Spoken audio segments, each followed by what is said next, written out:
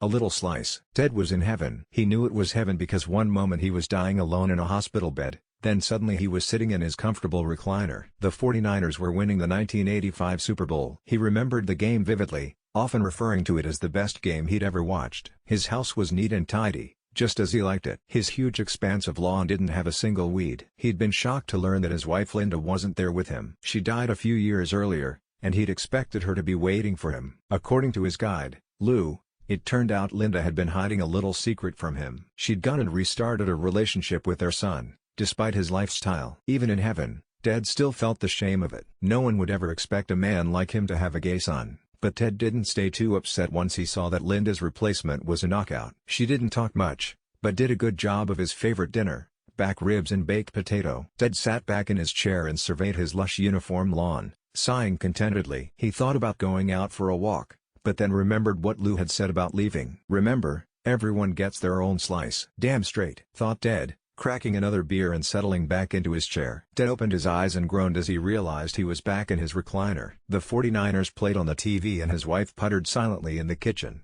undoubtedly making ribs and baked potatoes, again. At first, Ted had been ecstatic with his little slice of heaven, but it had been months of the same game, same dinner, same house. Sick of football, Ted stood awkwardly outside. He'd always complained about the weeds, but no weeds meant no pulling, and since the grass always stayed the same length, there was nothing to do. He saw other men occasionally wander out on their lawns, but none of them waved back. Most just stared off into the distance. "Morning, Ted." Lou's cheerful voice rang out from the driveway. Ted felt a rush of relief at having someone to talk to. They chatted for a few moments before Lou asked how he'd been liking things. Ted paused for a moment, surprised at the roughness in his throat. "It hasn't been what I expected, Lou." "Really? Isn't this everything that you like?" "Well, yeah, but it's the same all the time. I don't know what I thought this would be, but I didn't think it would be so boring." Ted took a deep breath. "I don't know what I expected heaven to be, but this isn't it." Ted was shocked to see Lou start to laugh. "What's so funny?" he demanded. "I'm sorry,"